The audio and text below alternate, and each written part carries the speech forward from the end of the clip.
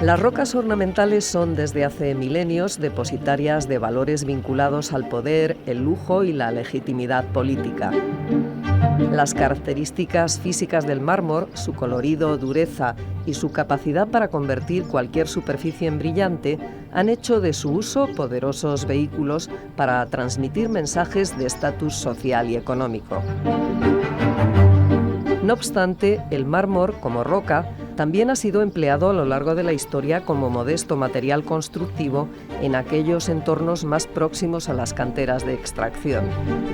Así, mármoles y calizas, utilizadas como rocas ornamentales de gran valor estético y simbólico en fachadas e interiores de edificios y monumentos, fueron empleadas para fines más funcionales como adoquinado de calles, firme de caminos, bordillos de aceras, cobijos para pastores o muros de separación de fincas.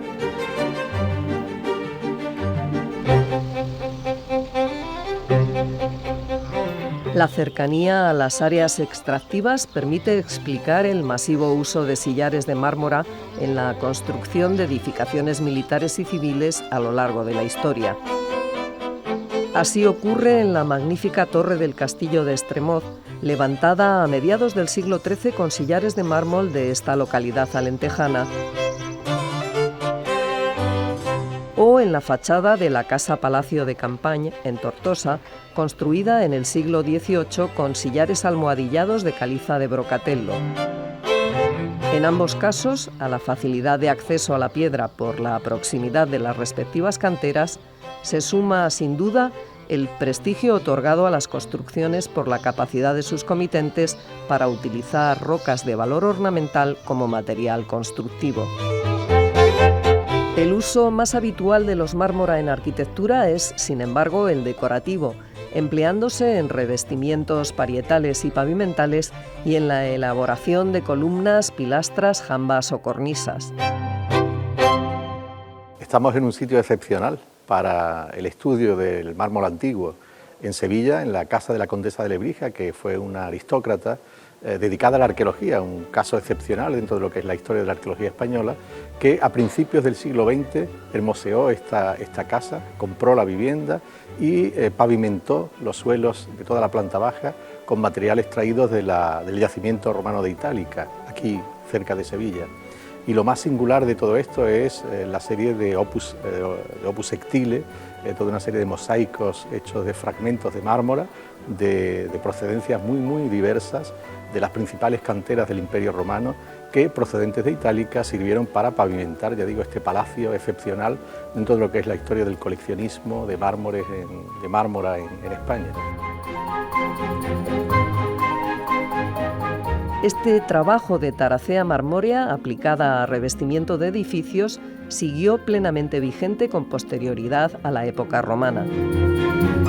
Es el caso del Salón Gasparini, parte del conjunto de habitaciones de Carlos III en el Palacio Real en Madrid.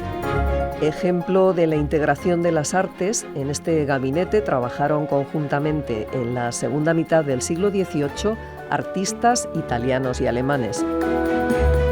Gran escenario rococó es el resultado de la labor de la vanguardia artística europea y el espíritu cosmopolita a través de las chinerías de las bóvedas estucadas.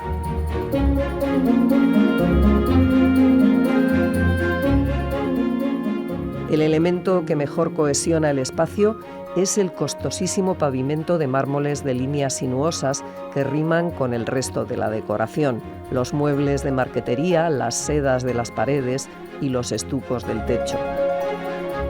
Los mármoras seleccionados para este pavimento, diseñado por el pintor de cámara de Carlos III, Mattia Gasparini, proceden de canteras españolas y fueron seleccionados como muestra de la riqueza natural del reino.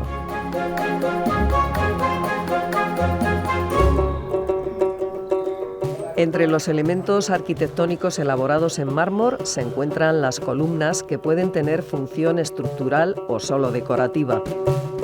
Habitualmente conformadas por basa, fuste y capitel, su emplazamiento definitivo en el edificio es fruto de un laborioso proceso de elaboración que comienza en la propia cantera, donde se esboza cada una de las formas y finaliza a pie de obra, donde el escultor, ayudado a través de toda una serie de marcas y líneas guía, culmina su labor. Existe un interesante registro arqueológico, por ejemplo los cargamentos de los pecios hundidos o también materiales abandonados en cantera, que presentan toda una serie de rasgos físicos, como por ejemplo son líneas incisas, cavidades, incluso a veces numerales de registro, que lo que nos están hablando es de todo el proceso que rodea a la fabricación de las piezas desde la propia cantera, desde la extracción del material hasta su lugar de destino en los edificios.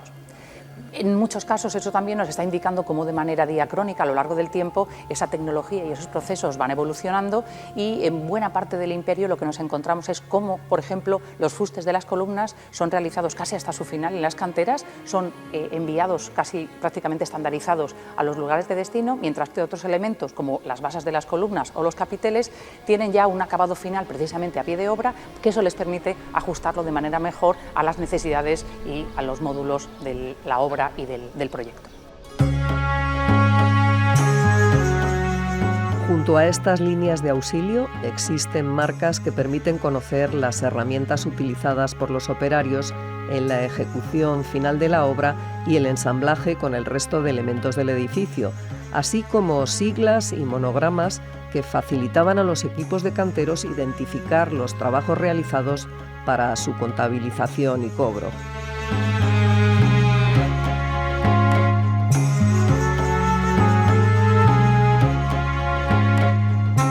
Habituales en la península ibérica desde el siglo XIV en adelante, como manifestación de la devoción popular cristiana, las cruces de término o cruceiros fueron colocadas en cruces de caminos, términos de lindes o en emplazamientos concretos para conmemorar ciertos acontecimientos, fomentando la piedad del caminante.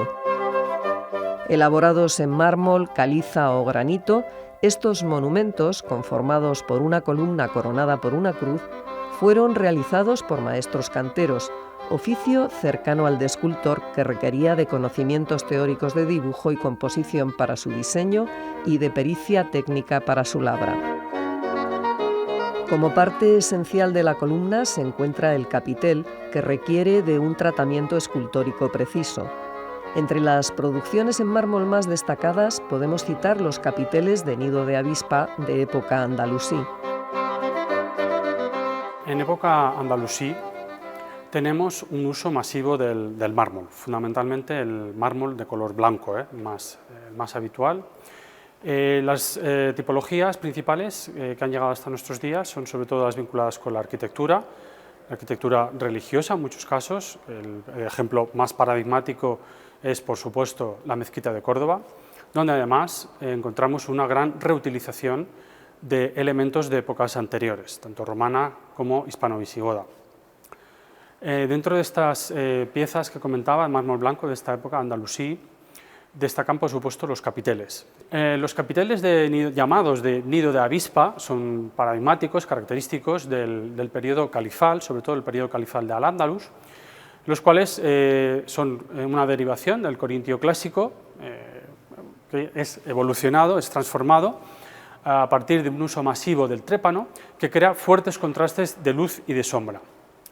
Estas piezas son elaboradas masivamente por los talleres de Córdoba, de la ciudad de Córdoba, y los podemos encontrar en numerosos puntos, tanto de la península ibérica como del norte de África, incluso en algunas zonas fuera de la península ibérica de Europa.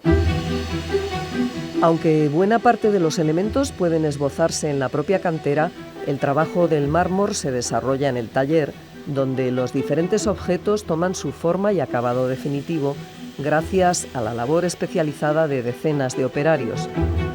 En este espacio productivo, además de las variedades de mármoles extraídas en la zona, se elaboran elementos para arquitectura, escultura o mobiliario en rocas ornamentales procedentes de diversas regiones de España y de otros países de Europa, Asia o América, haciendo posible que el consumidor tenga acceso a los más variados mármol que actualmente se explotan en el mundo.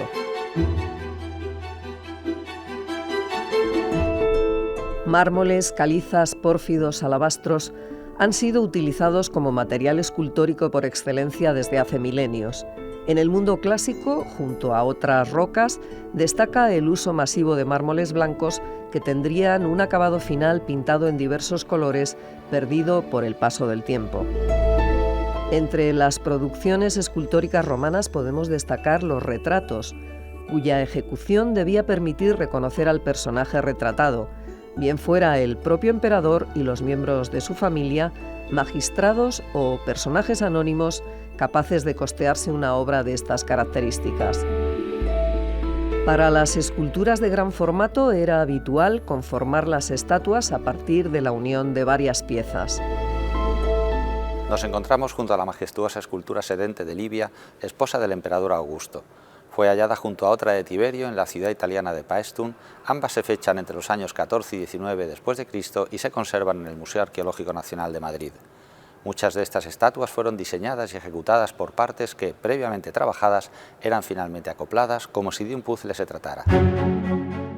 También los sarcófagos fueron producciones escultóricas de gran demanda por la élite romana desde el siglo I en adelante.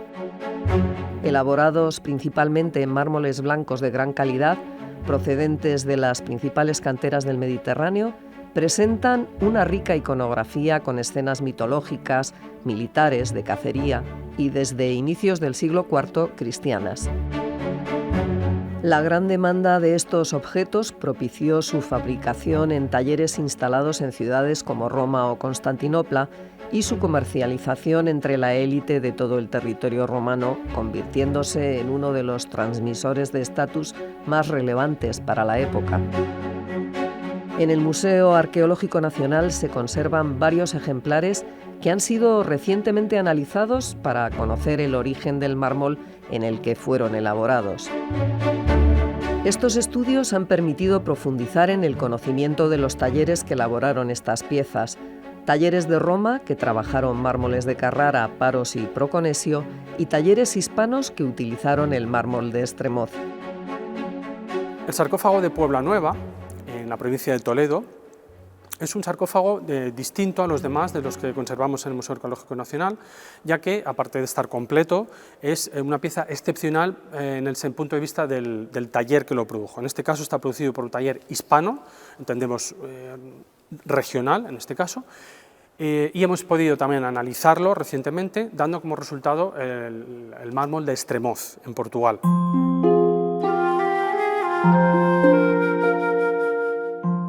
Los personajes de la mitología clásica y las divinidades son también muy frecuentes en la escultura romana realizada en mármol.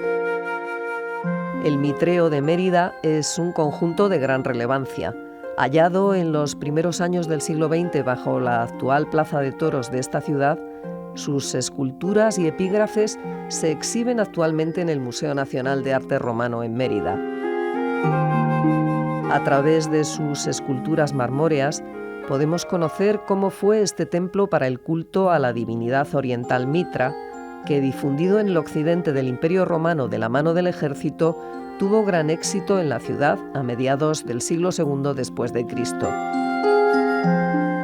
Un dato enormemente interesante. Sabemos que una parte de este conjunto fue realizada por un artista de origen oriental, un grecoparlante, que podríamos decir, así llamado Demetrios. En la base de la inscripción de una de las estatuas de los dadóforos del culto a Mitra aparece el nombre Demetrios Epoiei, es decir, Demetrios lo hizo en griego. Es muy interesante ver un artista foráneo, pero trabajando materiales locales, mármoles de la zona de Borba-Estremoz, lo que quiere decir que el material local era apreciado por los talleres de primera línea. El hecho de que la pieza esté firmada también es un detalle a tener en cuenta, porque, como sabemos, en el mundo antiguo los artistas no firmaban las obras, pero sin embargo aquí, como también en otras piezas del Foro Colonial emeritense, aparece exprofeso el nombre del artista, Demetrios. Debió de ser un personaje conocido y reconocido en la colonia hacia la segunda mitad del siglo II después de Cristo, y su taller gozaría sin duda de una cierta fama. A partir del Renacimiento se hace habitual la reivindicación y reconocimiento de la figura del artista frente a la del artesano de épocas anteriores. El artista, como personaje ilustre y socialmente reconocido, toma conciencia de ser un individuo con valor y personalidad propios y, como tal, firma las obras que realiza. Es el caso, por ejemplo, de Felipe de Bigarny, autor junto a Alonso Berruguete de la sillería del coro de la Catedral de Toledo, finalizada en 1543. Elaborada en madera de nogal, la combinación cromática con las calizas amarillas y rojizas y los conglomerados multicolor de espejón utilizados en la arquería de la sillería alta hacen de este conjunto uno de los más destacados del Renacimiento hispano.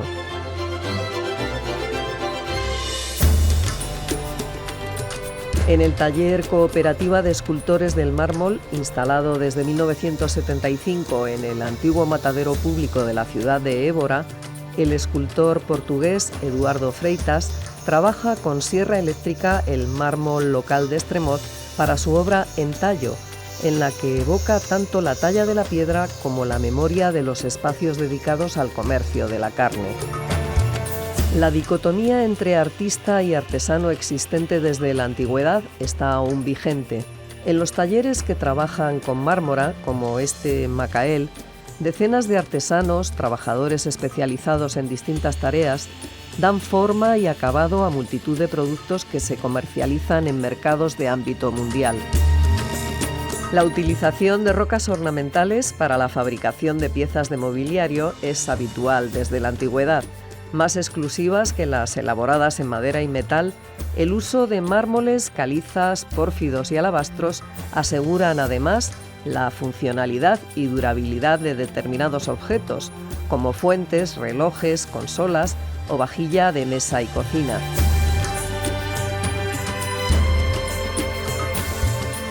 Los morteros elaborados desde la antigüedad en calizas de gran calidad y mármoles blancos, como este hallado en la ciudad romana de Tarragona, no han variado en su forma desde hace milenios, y su fabricación constituía el primer estadio en la formación de los jovencísimos canteros en áreas del mármol como la de Macael hasta finales del siglo XX.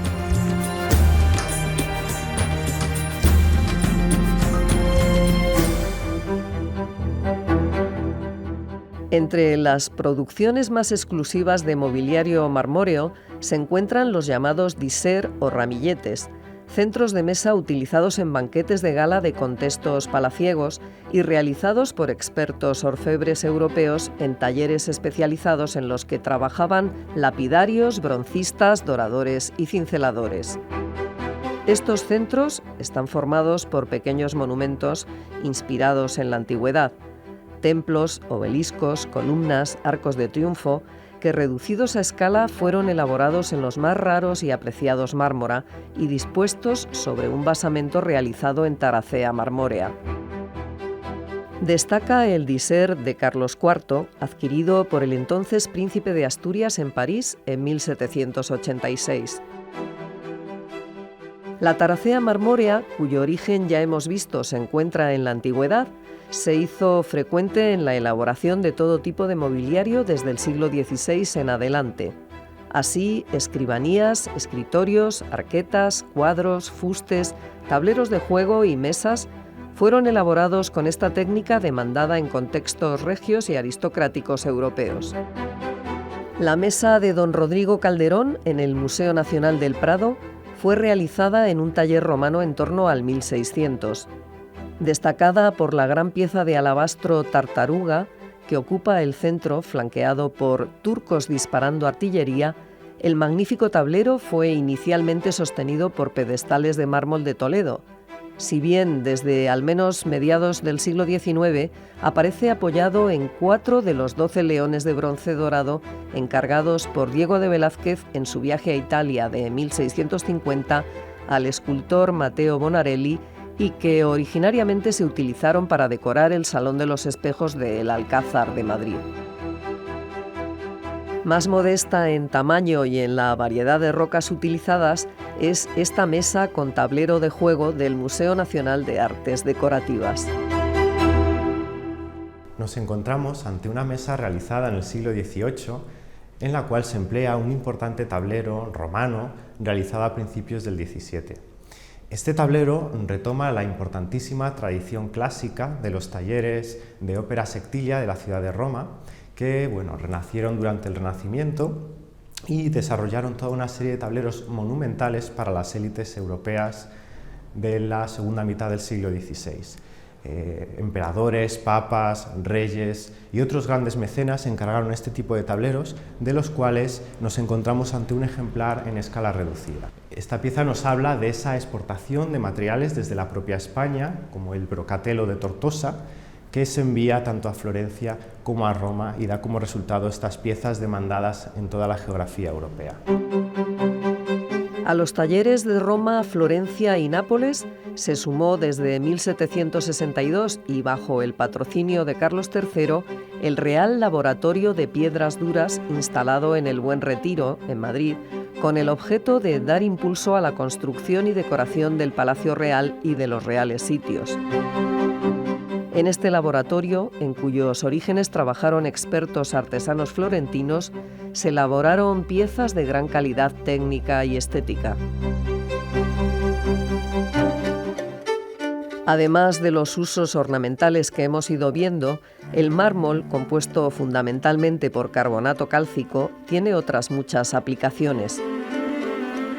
Bloques descartados para usos arquitectónicos o escultóricos, sometidos a procesos de molienda, triturado y micronizado, pueden convertirse en zahorra, grava y cantos rodados, piensos compuestos para animales o morteros para la construcción.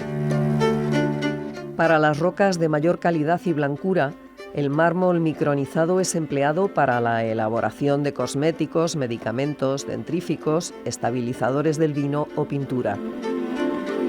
El propio valor del mármol como material y el deseo de perdurabilidad de los objetos elaborados en rocas ornamentales han hecho que las reparaciones sean frecuentes a lo largo del tiempo, siendo habitual la presencia de parches realizados en el mismo material que el utilizado en la pieza original. Junto a las reparaciones, especialmente desde época tardoantigua, asistimos a la generalizada reutilización de materiales marmóreos de épocas precedentes, utilizados tal cual o reelaborados en un fenómeno conocido como spolia. Por otro lado está la cuestión de los spolia, ¿no? La reutilización de material de tradición romana en los edificios medievales. Es un fenómeno muy complejo, con muchas aristas, con unas interpretaciones muy amplias, pero en líneas generales la interpretación va mucho más allá del puro pragmatismo, ¿no? Es evidente que hay una cuestión de legitimidad, ¿no? Se reutilizan los materiales romanos, marmóreos, con una cuestión de legitimar el presente a través del pasado. Ya puede ser una legitimación política, económica, social, ¿no? o religiosa, por supuesto. Desde época visigoda se produce un cambio de paradigma en el uso de las rocas ornamentales, observándose la clara disminución de la extracción del mármol respecto al periodo romano en favor de la explotación y usos de las rocas calizas que serán empleadas en la decoración y mobiliario litúrgico de los edificios de culto. Como excepción a esta tendencia están los talleres escultóricos de la ciudad de Mérida, que durante los siglos VI y VII trabajan profusamente el magnífico mármol de las canteras de Estremoz, con el que se elaboran nuevas tipologías litúrgicas como mesas de altar, placas de cancel o barroteras, entre otros elementos.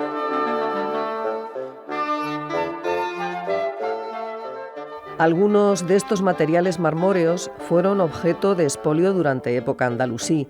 Es el caso de las pilastras procedentes de edificios visigodos desmantelados, reutilizadas en la decoración del aljibe de la Alcazaba de Mérida, en una muestra de legitimación del poder político emiral.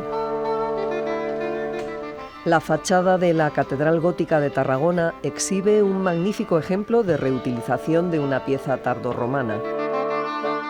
Encastada en la fachada de la Catedral Medieval de Tarragona se encuentra una de las piezas más representativas, más bonitas del arte paleocristiano hispánico, que es el sarcófago de Bethesda, datado hacia finales del siglo IV.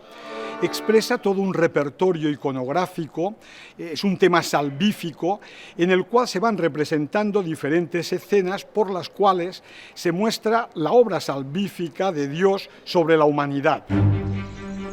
La legitimación política y religiosa está también detrás de la remodelación en el siglo XVII del hornillo de Santa Eulalia de Mérida.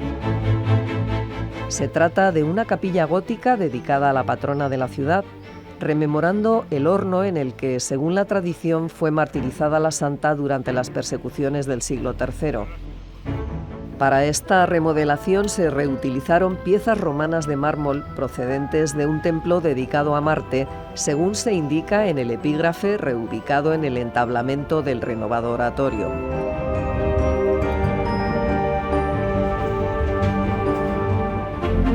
El recorrido a través de estos ejemplos que atraviesan épocas y culturas diferentes permite comprender el valor simbólico del empleo de los mármora en el mundo occidental. Su prestigio es una herencia del mundo antiguo que se proyecta hasta nuestros días al ser el soporte por excelencia que ha encarnado los deseos de inmortalidad y gloria, así como el vehículo imprescindible de los mensajes del poder político y religioso.